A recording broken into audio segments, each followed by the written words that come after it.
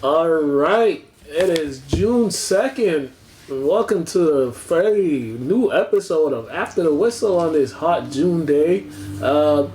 Just heads up, this show is a free fall because there's been so much happening today in the world of sports. So, and also with the playoffs, we don't really need to go like game by game stats. Like you guys know what guys are putting up. So we're gonna talk about how they produced in each game. well, first we gotta talk about Celtics got eliminated yesterday. Talk about the game in a minute, but then Danny Ainge resigns. Brad Stevens no longer the coach. He's taking Danny Ainge's spot. Now they're in search of a coach, and it's just like a free fall right now. And apparently Danny Ainge he's been contemplating this for a while. So I'm like, well, I mean, I guess it was time. You got a 2 finals appearance, 1 chip, had some chances, but I guess it was just his time to go.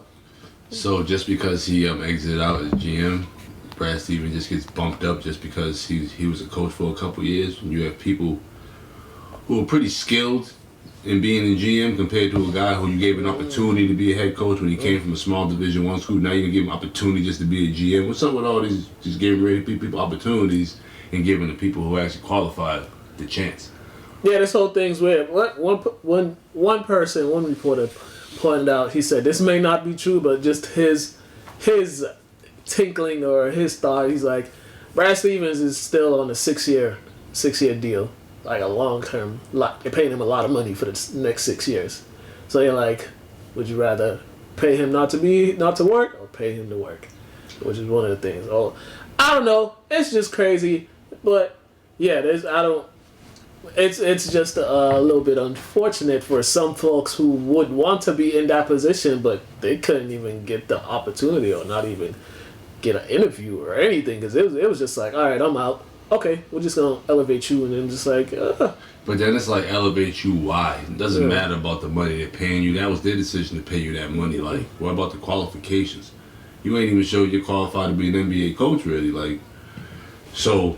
I mean, granted, he is qualified, but I'm saying, like, you're not even, like, a stellar NBA coach. You made it to 1 conference finals. You ain't made it to NBA finals. Like, so I just don't understand you bumping up and being a GM when you got guys who are Hall of Famers who are GMs, guys who've been in the league for over 10-plus years who are GMs. So I don't agree with this personally. I don't have an issue with Brad Stevens personally. I just don't agree with this just bumping people up just because you don't want to lose money. So, you know what I mean? And it's like, this is the issue when we talk about opportunities based on the money, you know what I mean? The money's gonna always outweigh the opportunity, but you got people always complaining about the money, and it's crazy. Like, yeah, it is crazy, and it's we'll see how he does this, how he's able to do this job. Because you're right, like he was a good coach, but when expectations got high, he didn't do a good job. So maybe he'll do a better job as finding players who fit together or something, but I don't know. This just all seems a little. This is just all wild and a free for all right now for the Celtics. It's like the house is burning down or whatever. I mean, some people like the move. Some people are questioning just the whole process of how they got to this point. It was just like, all right, just bump this guy up and don't even want to look at. You could at least You could at least, if you were gonna hire him anyways, cool. But you could at least do the common courtesy of trying to interview people who would want to have that position.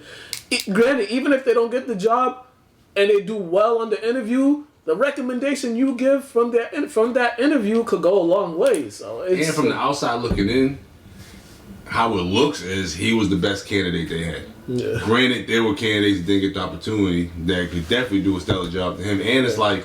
They've been talking about getting rid of Brad Stevens for a couple of years now. So it's like for you to be on the firing block for a couple of years and all of a sudden just get bumped up to like VP. It's like, what? Yeah, it's wild. But I guess that's what happens when the owner likes you. So, hey. And you're not like a malcontent type of coach. Like, you don't really give the head of the organization's headaches or whatever. You don't put your foot down? You just kind of you just give what's taken? Yeah, pretty much. Or you take what's given, I meant? Yeah. Yeah. Then we got other news in college basketball. Coach K is going to be coaching his last year of college basketball. So it'll be, this year will be 41 years since coming onto as head coach of Duke. And it's kind of interesting. We saw Roy Williams say, "I'm out of here." We're seeing a lot more coaches who've been at the helm for a while, deciding to call it quits or just calling it a career. And it all has to do with the ever changing of college basketball, and players are starting to start to get profiting off their name and likeness and all that, and then this whole transfer portal and all that. It's just college basketball is just like the guys that's been in there a while. They're just like, I don't want to deal with all that anymore. Well, because loyalty, it's no longer about loyalty, which I don't feel you should be loyal to any college organization only because they're not loyal to you. Yeah. Like. So, and they're getting older. They're old. Yeah. Like, he's coaching 41 years. I'm only 35. He's 33, 34. So it's like he's been coaching longer than we've been alive. So it's okay to retire. And I wouldn't want him to go out this year the way he went out. So I expect him to retire next year. Yeah. Hopefully coaching the full season, not doing that, pulling out of stuff and all that, because it's getting messy. You talking about the new generation of kids, new generation of coaches. We shouldn't be pulling out of stuff. I get it. We had a pandemic, but if you see with players, the pandemic didn't really affect basketball players as much as you would thought it would have. Yeah. And plus, it's. I mean, he's done it all for college basketball. Yeah. He's accomplished everything. I think five national titles, I believe. Five national titles, numerous Final Fours, numerous guys in the NBA. So he's done it all, but it's changing, and some of these coaches don't want to go through with all this changing. Basketball world's changing, society softening up. You got a guy who played for Bob Knight. 10 years from now, if he's still living, I don't think he'd want to coach the new basketball player. Because think about how soft they are now, not playing for 1 year and then all of a sudden just dipping off just because they get an opportunity rather than grinding it out. Yeah. Showing what type of man you are, improving as a person and a player, and then flourishing in the next year or two. It's crazy, but and somebody said good luck to the guy that replaces Coach K, because that's not the easiest thing. I heard it might be John Shire. I've heard, or I think Nolan Smith as well. I think you said be the Clippers. Actually, honestly, I don't mind Nolan Smith or John Shire. I know a lot of people been like, well, he had all type of legendary Duke players on his staff, and it's one of them things like they're just in the right place at the right time. And plus, they've been with him for a while. And they also played for him. They won, so it's like they might not be the caliber of some of the guys that were before him, like the Capos and all them. But it's like they gotta get this start somehow. Plus, all those other guys, they got their digs. So you know it is though. Some guys probably get pulled back to coach for Duke. Like how many guys on that coaching staff, like Wojo and all them other guys? That's his name, right? So like you know, little point guy. All them guys coach Division I basketball, other places. I'm sure they would love to come back to Duke. Yeah. Just to be that guy. Yeah, definitely. Who would? Definitely. You know what I mean? Definitely. So that is the big news that's been happening today. All right, we're gonna go back to the Celtics last night. I mean, we saw it. We knew it was coming. They made the series a little longer, but we just knew it was gonna happen. And by looking at it, it was Jason Tatum against 3 or 4 guys that were just getting easy shots, and Tatum was not struggling, but he had to work hard for a shot, and nobody would help him out. I mean, he had help in Game 3, but nobody would help him out in this other game. It was sad it was just sad to see how he's going, and it's just like he gets rid of the ball and nobody can make a shot. When the game ended, you see him smile, hugging people. He was telling them people, I was busting y'all. They ain't bring me nothing. I was killing y'all. So honestly, I knew this is how the series was gonna go. Yeah. We didn't think it was probably gonna go. 4 games. 5 games. My bad. 5 games. But professional athletes, you gotta have some pride and try to squeeze one win out, which they did. I know some of the Celtics players, they were asked to do more than they were used to, which is especially in playoff time, which is a totally different world than regular season. So I see Langford had some good plays in a couple games. So some guys are getting some getting a good feel for next year. But honestly, we just need Jaylen Brown back. We got to get a solid point guard, backup point guard, some shooters, some quality shooters, man. We need honestly, kind of got to semi-blow this team up to a certain extent. Maybe really blow the bench up, just because we have no real big, we have no shooters, and we have some guys, but some of our guys are a little older, and who knows what Kemba could be next year. He might be injury prone, or he might just come back and be Kemba's, because you never know with some guys. So yeah, I think Romeo Langford, this is probably gonna be his big season, year number 3 for him. Because I've always said, where is Romeo Langford? Where is he? He's never playing. And the glimpses here from this series, I'm like, okay, I see why they think highly of him. He's showing like little things here, so it's gonna be for him. It's gonna be a big offseason for him to come in next year, and maybe if he comes off the bench, be some guy that could come up and give maybe 10, 12, 13 points off the bench. They're gonna need it. Yeah, they're definitely gonna need somebody like, because he's got the skills and the tools to be a good NBA player. Definitely. And for the Celtics, one thing they have Tatum. I know some guys probably wouldn't mind playing with Tatum. Yeah. Humble, chill guy, just wants to compete and win. Yeah. He's not really very egotistical for what we see, what he displayed. We don't know how he is behind the scenes because everybody different when them curtains closed. Yeah. So, I think they could definitely get some guys in free agency too. There's some guys out there, Duncan Robinson's going to be a free agent. Doug McDermott's going to be a free agent. There's some shooters out there. The guy from Bullock. I'll take McDermott. Because McDermott can actually score in more phases, just a 3-ball. I like Duncan. He from Mass, New Hampshire. Well, he's from the Northeast, so you know what I mean. New England product, but he doesn't do enough. Other than shoot the 3-ball. Yeah. He does it well, but once you run him off the line, there isn't much else to him. The 3-ball is getting people paid like crazy. Depending on who you play with. Also, we're going to talk about this later. Fan behavior in the NBA is getting a little bit ridiculous with these fans. We got people spitting at players. We got people dumping popcorn at players, throwing bottles at players. We got folks running on the court. They let fans back in and they start to act like children. They don't know how to act. And I'm just like, what is wrong with y'all?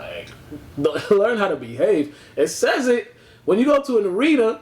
The PA announcer says it. Do not throw objects on the court or on the players. Really? They say that, and there's like a fan guideline. You know me, I probably never paid attention to it. Yeah. Because it would never cross my freaking mind. That's why. That's why I probably never even noticed they said. Yeah. Especially for the guy that threw the bottle at Kyrie Irving. They just spent 3, 4, 5 days talking about Boston and racism and how racist Boston is and how racist Boston fans are. And then for a white dude to throw a water bottle at Kyrie Irving, and now it's just giving everybody the whole world what's even crazier? We just had to sit home for almost a year and a half during the pandemic, and what we seen were black people fighting for rights. Yeah. Talking about the history of America. And you seen that guy didn't catch any of that when he was home on his couch for 12 months. Yeah. Because you gotta be a moron to do that. Why would you pay your hard-earned money to just look like a fool and get arrested? You pay to get arrested? On a Sunday. Oh, man.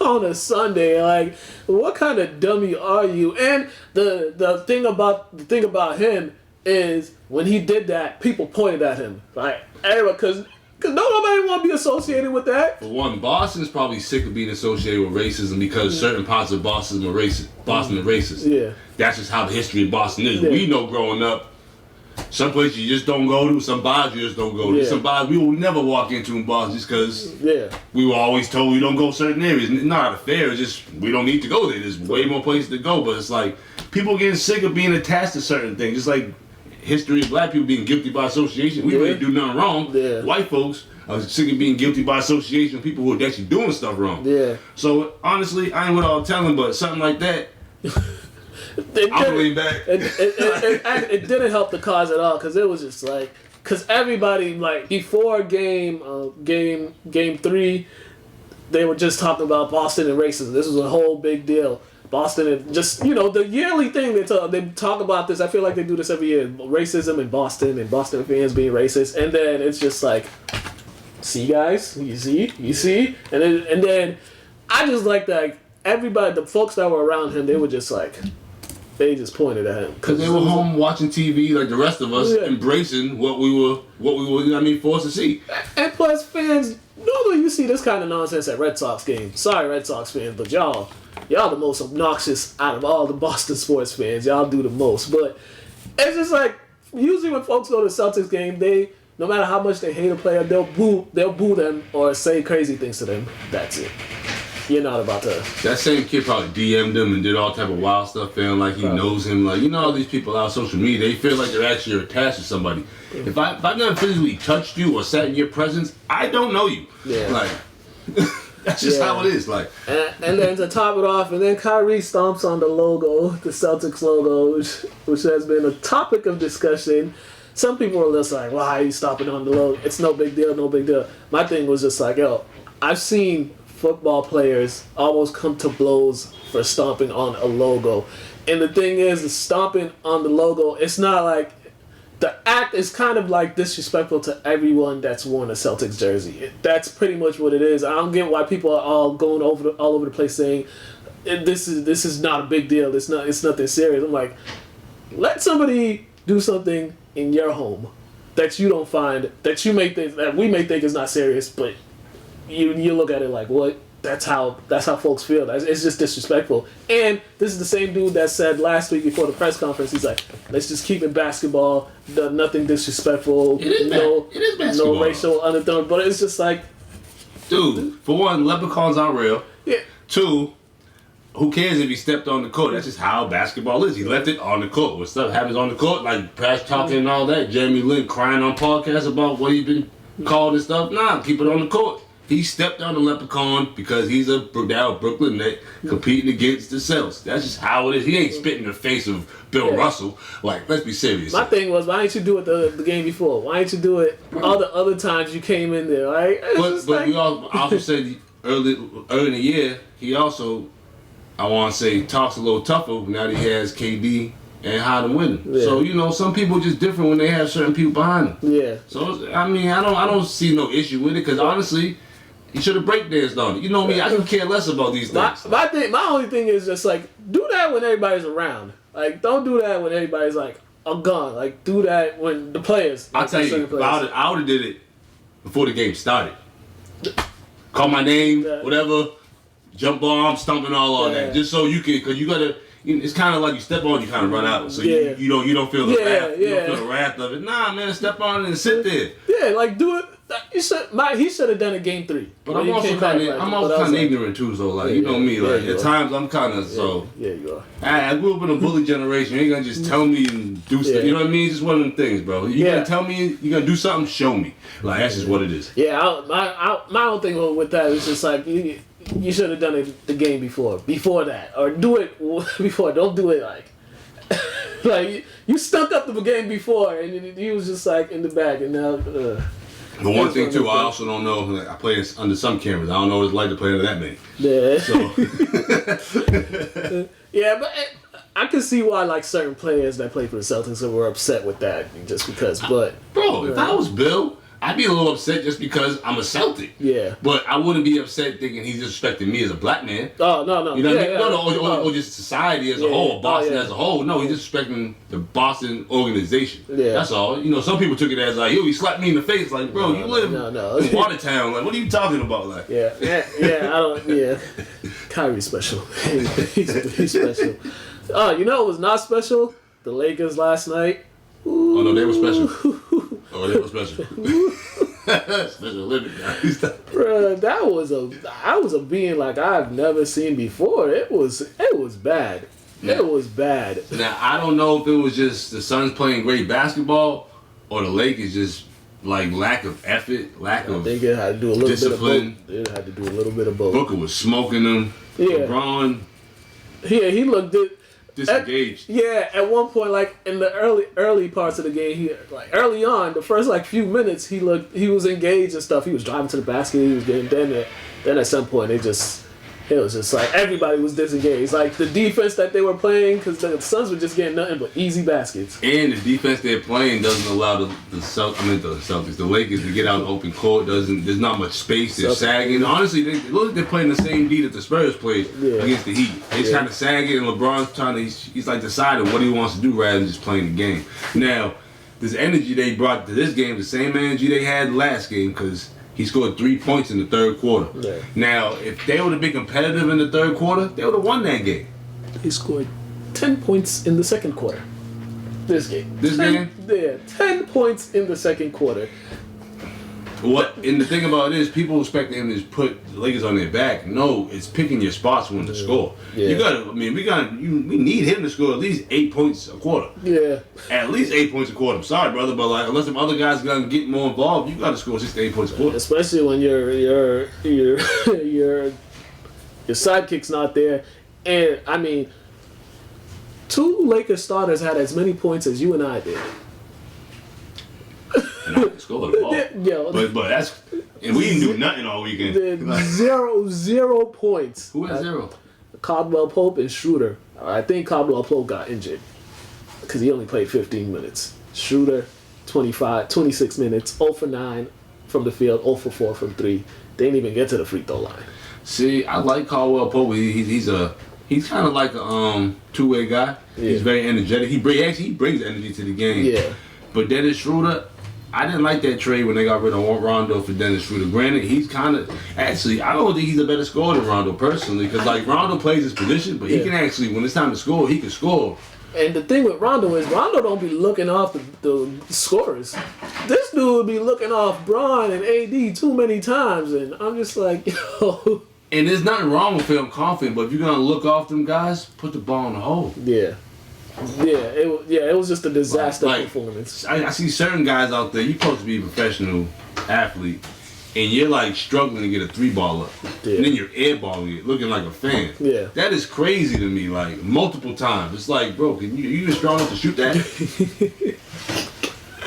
Yeah, man, it was wild, but we got to give credit to the Suns' campaign. This guy, he was in China, came back in the league, and he's just been like a new player. Got 16 off the bench. DeAndre Ayton, once again, he had another pretty good game. Granted, he only had 8 points, but he was just doing the little things and stuff like that. He's really matured this Yeah, series. he's maturing, but the way they're talking about him, I'm not seeing what they're talking about. Look. Like, they're talking like crazy, saying he's playing like a man amongst boys, he's doing this. I'm like, I'm sure he's playing well, but I don't see what y'all are talking about. He just take advantage of the switches. That's about it.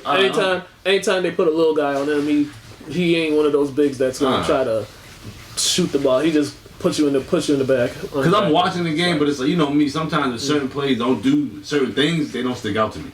So that's why, like, when I hear Charles Barkley talking about how he's playing, he's speaking very highly of him, I'm expecting, more production. That's all. Booker's getting in production, so... Oh, yeah. Oh, yeah. Lakers are 1 game away from elimination, and it's that... They say Anthony Davis is day-to-day, but the groin injury, we saw LeBron miss like 20 or something. He missed like a few months his first year in LA with a groin injury, so... Even if AD plays next game, he's not going to be the same type of player. Yo, man, all these guys need is energy. All they need is energy. That too, energy and effort. But like, because when they have some energy, the game is actually a game. When you have no energy, you get smacked by 30 by the Suns. And the Suns were smelling blood. Like, come on, man. Yeah. Game of the night. Oh, yeah. Dame Dollar's out there getting buckets and being let down by his teammates off some dumb stuff. And the one guy I speak very highly of too, who's a very consistent pro. Last night, I don't know what was up with him. Yeah, we talking about you. What's his name? Covington, man. Man, granted, one thing I will say, he's one of them players when he messes up on the offensive end, he always makes it up. Yeah. But nobody cares about you getting rebounds and them steals, bro. We need them points. Missed 2 easy dunks. Putbacks, layups. Trying to slam it. Dunks. Hard. And you know what's crazy? When I tell kids about when they go watch guys in the Guidance tournament and go watch guys in the playoffs, I say, you don't see all them crazy moves and all that fancy stuff. They're trying to win. Right. In the playoffs, all that funny, fancy, crazy step back stuff, you don't see it because they're trying to win. Yeah. Covington could have just put the ball in the hole. Yeah. He just dropped it in there. And this is the first time in a while when I was watching somebody, and I was just like, damn. I was like, damn. You know what I mean? I don't do that. Yeah. Now, I usually expect that from people. This was like, when he did this turn around, step back, I was like, Jesus Christ. I said, I almost texted you. I said, oh my God, what am I watching here? Yeah. And I'm a big Dave fan too, so. And you know what was crazy?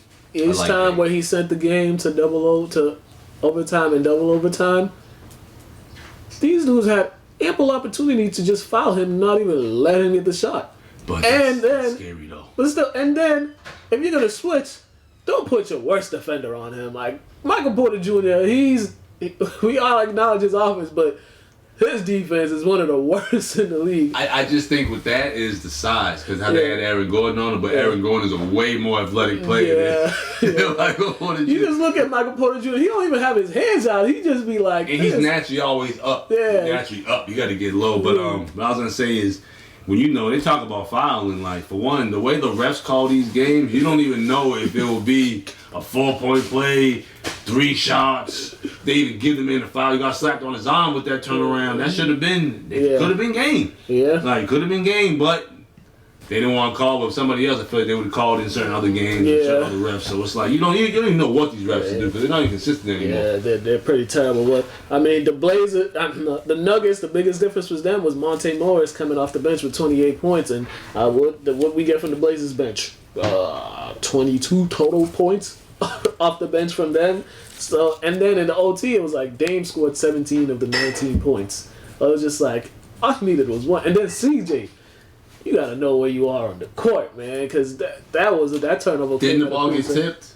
Yeah, he got tipped. I did think when he got tipped, he had to replace, and that's when he stepped out. But I know what you're saying. But that was the way he moved. He caught it and then stepped back. Yeah, I'm always taught catch it and step forward. So yeah, that was a weird one. I was trying to understand that, but CJ didn't have the best game either. He had one of his worst games. I'm not gonna lie to you though. I know Dame was very professional, very what's the word I'm looking for when you're very like calm and you don't really blame nobody and diplomatic or something. He was very humble. Yeah, he's very humble and very professional in his post game speech. But I'm cussing somebody out in the locker room. Sorry, I didn't do all that for nothing. Especially them shots he was making. Which one was the one where he spun it? That was the one I was I'm sorry. Like, Covington, we're going to be cool tomorrow. We're going to be boys tomorrow, but I'm cussing you out tonight. Yeah. That was pretty bad. Yeah, they did him. But honestly, it was a great game. The game isn't, you know what I mean, based off 1 or 2 plays, really. Like, let's be real. So, like, they had plenty of opportunities to finish. They missed mad layups too.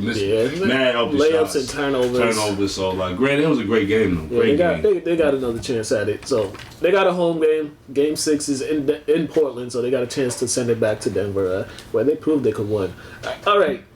So yeah, the Heat. Ooh, man. They ain't the Heat, man.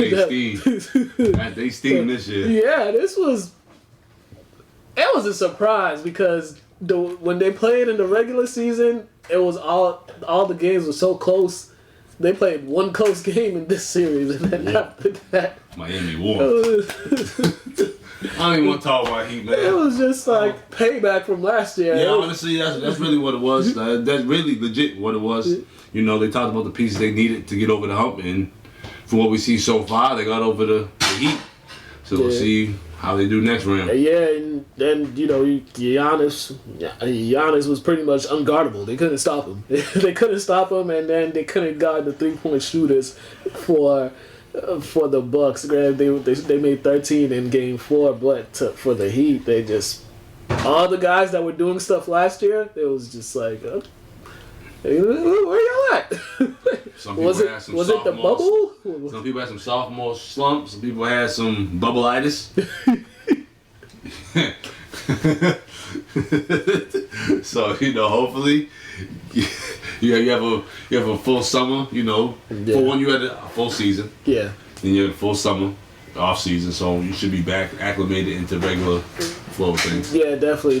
So, but they got some free agents on that, so we'll see what they do. Usually, the Heat always good at attracting free agents, but yeah, the way they went out, it was kind of sad. I was like, wasn't expecting this from y'all, but hey, good luck to the Bucks. And now it's the Bucks and the Nets in the second round. Game 1 is Saturday. I think they split, or they played 3 times. I think the Bucks won twice, but they've never played against the Bucks with all 3 of these guys on the court. So this will be the first time that they have all 3 guys on the court for the Nets against the Bucks. And good luck.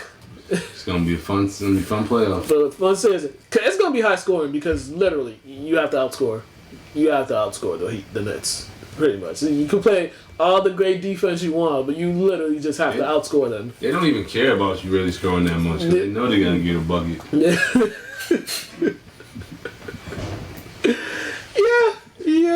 Yeah. So this probably gonna be one of those exciting series because they got some matchups there, but yeah, good luck. I mean, we'll briefly talk about the Wizards avoiding a sweep. I mean, Russell Westbrook with a triple-double, but did you see that stat line though?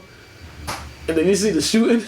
Yeah, he was like 3 for something, right? 33 for 19. Oh, yeah, man, plays hotter than hot, man. Yeah, I just be like, yo, and the thing about Westbrook is just like, yo, this dude used to make these shots with ease, like some of the mid-range shots, and it's just like now it's like, it's hard to watch him shoot a mid-range because it's like, bro, what happened?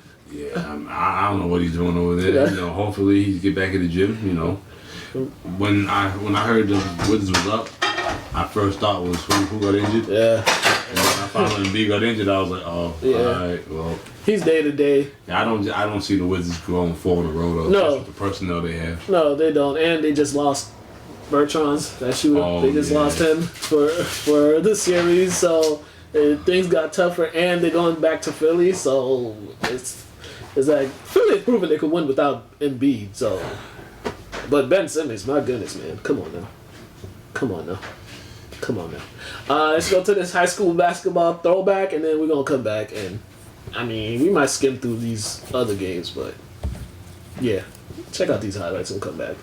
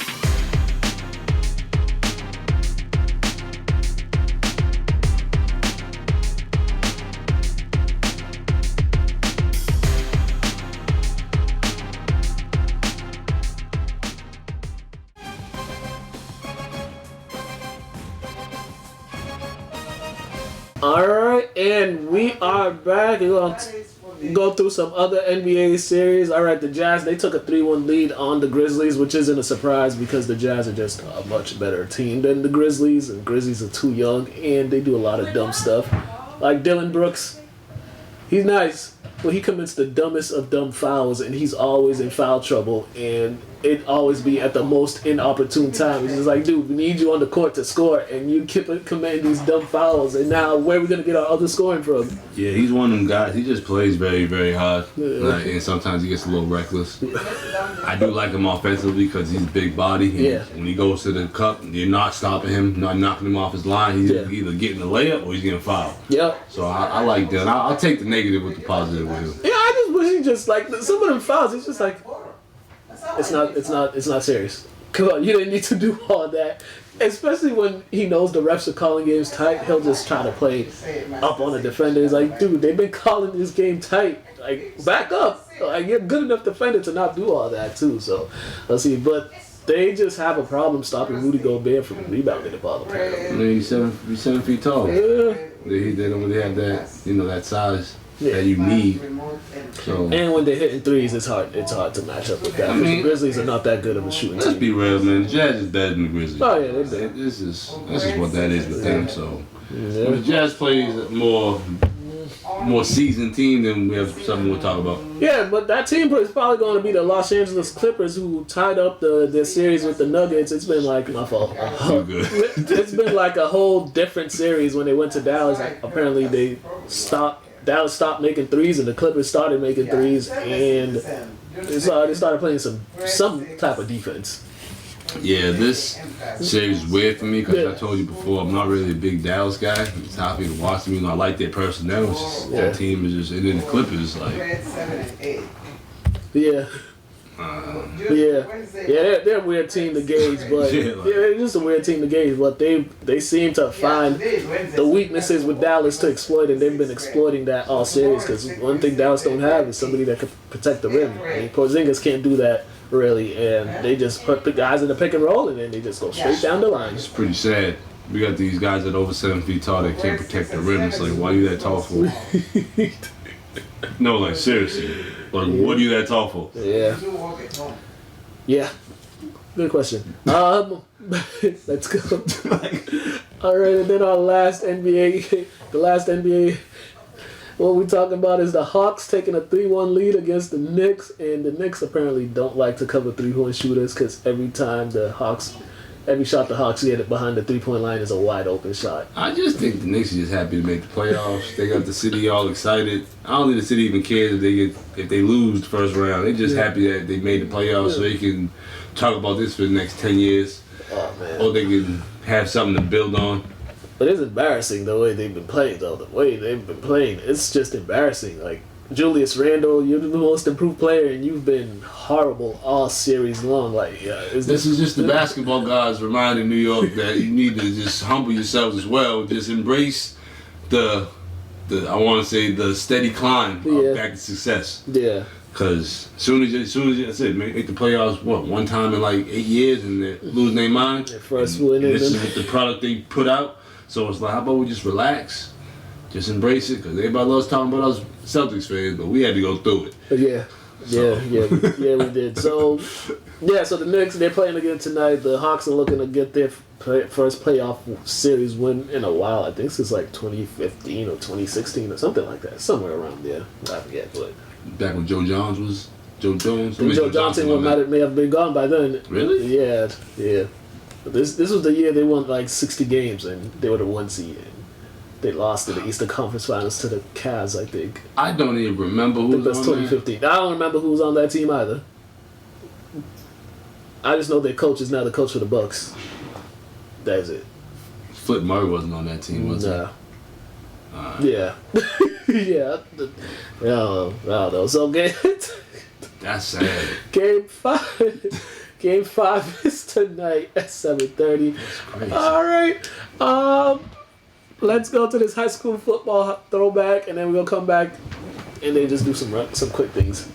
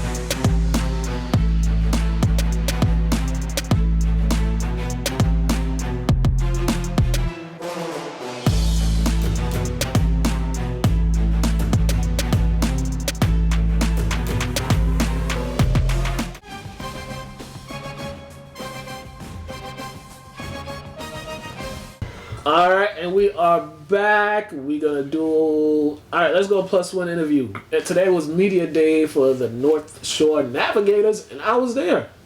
Check it out. It was great. It was hot, but it was cool. Season opener is Friday.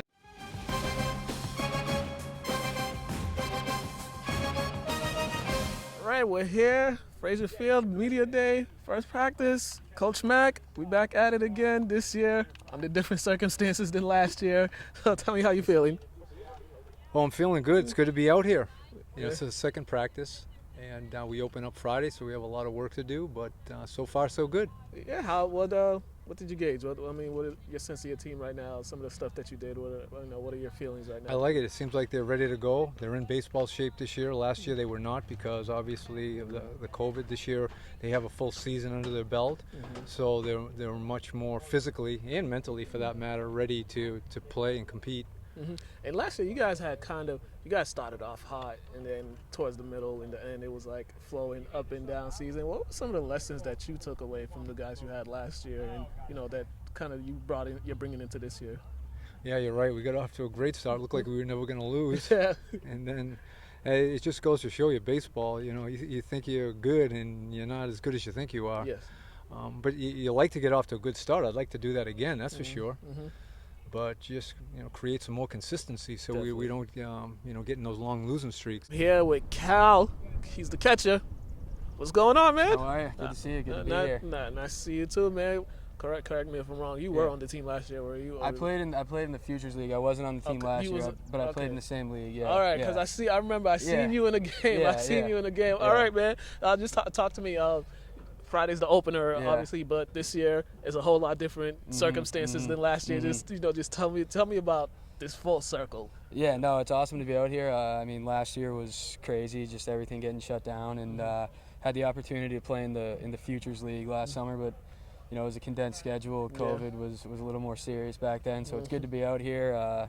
Less masks, less restrictions, just kind of focus on playing, and I'm pumped to be out here with the guys and have a good summer. Yeah, tell me about that. Just getting prepared for this season and just getting prepared. Playing in college as well. Just getting prepared for each season, because last year, there was so many things that you could and couldn't do. Just talk to me a little your approach this year. Yeah, no, it's definitely different. I went to Yale, and we didn't get to play this spring, so we had to prepare in a different way than others and kind of just do what we could, practice when we could, and do the best we could to prepare for the season without having gameplay. And this is kind of our season that we've been looking forward to since last year, since things got shut down. So we've been doing our best and kind of excited to just get back on the field and feel it out, see where we're at, and just have fun more than anything. I know you guys were doing some light work here. Some of the basic things in needing to get ready for Friday. Just talk to me a little bit the team wise. What were some of your thoughts on just this practice that you guys had? We have a great group. A lot of talented guys out here. Excited to get started with them. Can't wait to see what they do on the field. A lot of local kids that I've kind of grown up with playing against, and that makes it even more fun. So, just looking forward to competing again. I'm here with Cedric Gillette. What's going on, sir? How are you? I'm good. How are you? I'm all right, man. All right, season opener Friday, man. What's going through your mind right now as the day slowly approach for that? Yeah, we're just really excited about getting fans back in the stadium. Definitely. I was here 2 years ago when we had fans, and it was a great experience. I know the city of Lynn and the surrounding towns love the Navigators. We love when they come out, so we really missed them last year. We had a great year, and we wish they could have been here. So I'm just really excited about getting fans back in the stadium. I hope they show up. I hope they pack this place, and hopefully they come and we'll give them a good show. Yeah, talking to Coach Mack about last season to open the first stretch of games, you guys came out hot last season. It was offensively and defensively playing well, and then kind of died down. What's going to take for this team just to get off to a good start again this season? I just think it comes down to consistency. Last year we had really high expectations with a lot of big names in our roster, and we had a couple injuries and just really high expectations. And I think when things kind of didn't go our way, we just kind of forgot about that. So this year it's going to just be about consistency, coming to the park every day. I think we all have a really good time playing baseball. It's a lot of fun for us. We love playing it. So hopefully we just focus this year on coming to the park, getting our work, and just having a great time here. And a little bit more consistency this year would be nice. Was it also one of those things like sometimes the ball just didn't go your way, like a hit here or a hit there or a pitch here or a pitch there just didn't quite go your way in certain games? Yeah, I mean, that's just the way baseball is. Yeah. Sometimes, both teams could have 8 hits, but they happen to get a hit with runners in scoring position and we didn't. So it comes down to timely hitting, timely pitching, and it's what a lot of the close games come down to, who performs better in those big moments. So. Mm-hmm. We're here with Todd. What's going on, sir? Not too much, just happy to be back out here. Yeah, you guys are a lot of enthusiasm out there, a lot of excitement. Mm-hmm. Season opener Friday, just talking about this time as you get ready for the first game of the season. Yeah, it's more of like, we should all be fresh. We all just had a season. It's more of just building chemistry with some of the guys, just learning how they play, learning some of their philosophies that have been brought in with different coaching staffs. So it's more of just a team building right now, getting the general idea of how things will be run this summer. Definitely. What did you feel like the practice? How did you feel? How did you feel that you guys all did today at practice with some of the stuff that Coach had you guys doing? I think we look really good. I think we look real fresh. I know some guys are just coming back from the regionals, so some of them could be a little tired. But, overall, everyone's looking real fresh, real crisp. Everyone seems like they're starting to get that chemistry part down. I think tomorrow might be that last piece that we're going to need before we go on to Friday night. Yeah, for you personally, what were some of the things that you worked on during the off season, and also you're going to carry over from your college season? What are some things that you think? Yeah, so I think the main focus was learning like a little bit more of pitch sequencing rather than just throwing fastballs right away. I did a lot of reading batters before and studying how they like to approach pitching. Sometimes I'd pitch backwards, sometimes I'd pitch normally. Another big thing that I was learning was just a changeup, because I never really produced a solid changeup over the years of pitching. So this past offseason and this past season, I've really just been focusing on really trying to change up the speeds on my pitches. Do you think that in your college season, do you think batters were a little thrown off by your changeup this season? Yeah, definitely. I didn't really pull it out as much as I wanted to in the regular season. And then we went down to New Jersey for playoffs, and my coach was like, you have to pull it out. And we tipped off a couple batters there, and it looked pretty good. Yeah. Is that something that you're going to do a little more consistently here? I'm hoping so, yeah. And Friday, season opener this upcoming Friday, home opener this coming up Friday. Just tell me, how excited are you for these young guys to get out there and just show what this team was going to be able to do this year? Yeah, it comes up so quick, and then you try to get the team ready, and then all of a sudden it's here. So, when I do think about it, I get excited, and I think the players will feel the same way. We only have one more practice, and then the season kicks off on Friday night, home, which is nice. All right, man. And once again, tell me, Friday, what are you expecting Friday? I'm expecting a big crowd. I'm expecting the Fraser Field to be here. All of Navigators Nation, you guys show up and we'll put on a great show for you. Like him right there. My man, appreciate it. Any day. Friday here, 6:30. Come and support. Check them out. All right? Let's go, Navs. There you go. Have a good one, ladies and gentlemen.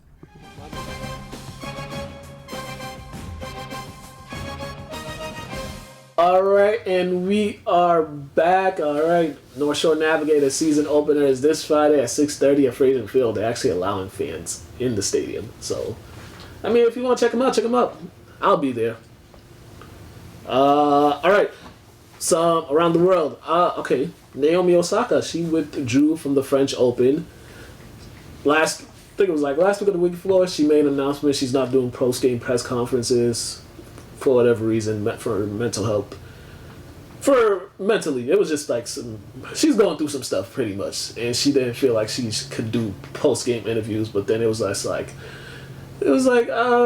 so they fined her, and about these, nobody likes to lose money. I don't care how rich you are, nobody likes to lose money.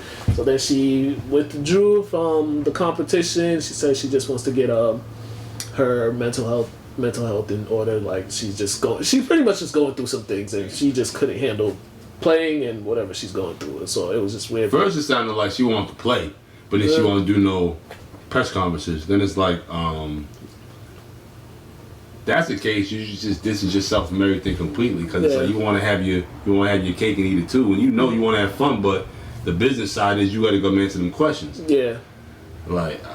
Yeah, so it's just like if you're not in the right mental state to do it, then you could have just not. I don't even fully understand this whole mental issue. You know me, like we're pretty headstrong people, so like even though we're going through stuff in life, we still come to work, handle our stuff, wherever we deal with. You still interview people, you still do your job. So it's like I don't understand. Now, if you have the option of just being able to step away from your sport, fine, but don't be like, I want to play now, son. I want to run out the back door when you know you have an obligation. Unfortunately, and you know some people need to take the Rasheed Wallace approach to doing interviews when they don't feel like answering questions. Just be honest. Both teams played hard. Just repeat that answer. And it's like if you don't do the interview, you get money taken away from you regardless. So you might as well just get in there and be like, hey, I'm just here so I don't get fined. Yeah.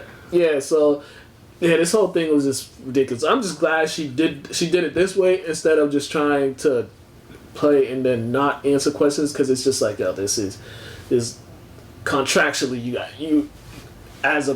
contractually you have to do it. Yeah. And sometimes it sucks, but you have to do it. One thing too I noticed, not saying her at all, but I feel like some of these athletes when they get in front of these reporters and stuff, they get like overwhelmed by how quick the questions come when they don't realize them reporters are on their time. They got deadlines and stuff like that. No, I'm saying no. The athletes time. He don't gotta be so quick to rush and answer a question. Yeah. He's able to sit there and think and wait, and if they, you know what I mean, they want their time in a certain amount. He's like, you can wait a second. I'm thinking. I feel like they don't put their foot down sometimes and say that. Like, usually you see like the more experienced, the ones that've been doing it for a while. They just be like, they don't even got time for certain things. They'll tell you, all right, last question. Yeah.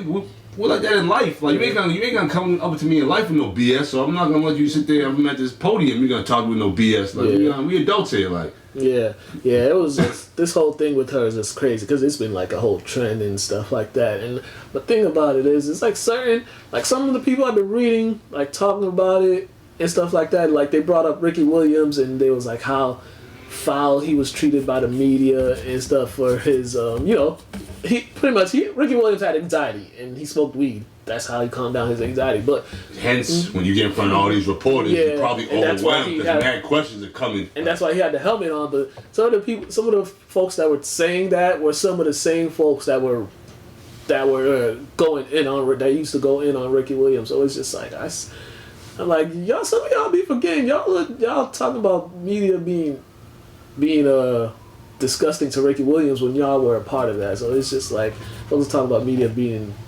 not being too liking to her and like women of color tennis players, because Venus and Serena Williams, the treatment they got and stuff. One thing I do like about post-game interviews that they're all recorded now. Yeah. There's no more like, oh, I'm such and such and such and such. You said this, I get to construe it. No, now it's being recorded what I said. So there's no you trying to twist my words and make a whole big issue out of nothing, which I'm sure that happened to Ricky a lot because a lot of stuff wasn't recorded as it is today. Yeah. So Naomi, but with this whole Naomi Osaka thing, my whole thing is just like if you're not in the right mental state and you feel like you can't do your job and then do the other parts, it's just like there'll be other tournaments. Get yourself right and then come back when you're ready because you're 23. You shouldn't stress yourself out. Or lose your mind for certain things. Don't even drive by the facility. Legit. Don't even go anywhere around it. Yeah, but the way she went about it at first is trying to not do her interviews. But she's young though. She don't know. Yeah, she'll get it. She'll understand. Give her a couple years, then she'll be a pro. Man. All right. Hockey. The Bruins and the Islanders are tied at one game apiece in this one. The Bruins love these overtime games. They played an overtime game the other day. They lost 4-3. It was a pretty good game too. I was catching the highlights and stuff. This Bruins team is a pretty exciting team to watch. So let's just hope they can bring it on home. Yes, we're rooting for you. Yeah, we are, because I don't know, man, because some of these other teams, what I'm saying? And we like parades. Yeah, we do. The Red Sox lost to the Astros 5-1 yesterday, so the two teams will be back at it. But, the Red Sox, they still got themselves a good record. They're still 32-22, so they're still... And it's still nice out. Definitely. It's definitely nice out. Boxing, we got Jake Paul's fighting Tyrone Woodley. They made that announcement. This whole Jake Paul stuff is starting to get on my nerves. Like, why people keep wanting to fight this dude, making him more famous than he needs to be. I think he's fighting Floyd Mayweather this weekend. I think that's Logan. Logan. His two. They're brothers, right? Yeah. I'm tired of both of these Pauls, so. I mean, my thing is, you know what I said. Why don't you just fight somebody in your weight class? I know you're doing it for charity. I mean, is it for charity? I don't know. It's sports for charity? I don't know. I don't know. I know you're doing it for fun, and I get that. You say you feel because you're bigger, you know what I mean, and Floyd Little, that you think you can destroy a Hall of Fame boxer. Yeah. If you're that confident, just fight somebody in the same weight class as you. It's no different than Jake. I don't think Tyrone's as big as him. I think maybe height-wise, but I don't think size-wise. But Tyrone's not a boxer either. So why don't you go fight some boxers who are in your weight class who are actually skilled boxers? They should just do MMA. Oh, yeah, they don't want that smoke, them guys in MMA. They should just do that. All right, and then lastly, Serena Williams. She'll moved on to the third round of the French Open, so she's seeking another title. So Serena's still going at it. She been it's like 20 plus years since she made her first debut. Yeah, Serena's a killer, man. Yeah, man. You think and the thing's like she's still like.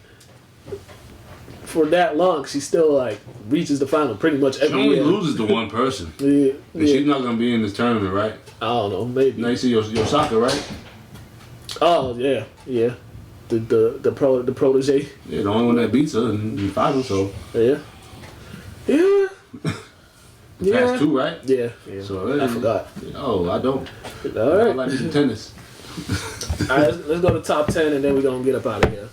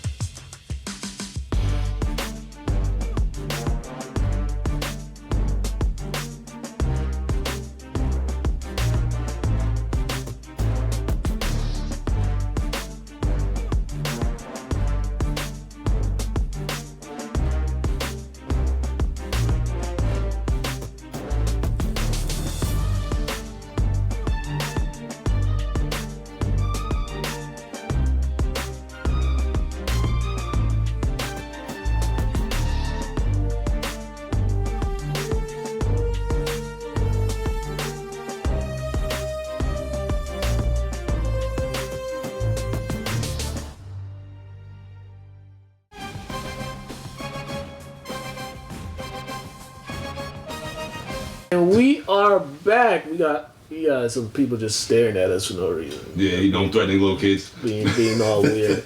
All right, yeah, that's about it. That's about it. It's been a busy day. Today's been a busy day. Every week this June, when I'm here, because I'll be gone for a couple weeks, you'll see me wishing a relative happy birthday. Because like half my family's born in June. Happy birthday, Uncle Bob, and happy birthday, Grandma Vera. Her birthday's tomorrow. His birthday was yesterday. Next week it'll be a couple more relatives. Oh, my nephew's birthday is Saturday. Happy birthday, little guy. That little angry boy. The Gemini boy, man. That boy. So happy birthday, that big-headed boy. Congratulations to all the graduates that are graduating. Yesterday was Lynn Tech, Perfecto Larry. Today, Lynn English and Lynn Classical graduated. Tomorrow is KIPP Academy. So, congratulations to all you high school students that are graduating and moving on. And when you see me in public, you give me that free food. I appreciate it, y'all. Yeah. Yeah. On that note, follow it on Instagram, Mr. Burton23, Mukala K on Instagram, LCTV After the Whistle, Instagram, lyntv.org. Go to the website, Lynn Community Television, Facebook, all that good stuff. We are out of here because I'm hungry and I ain't got much more to say. Peace.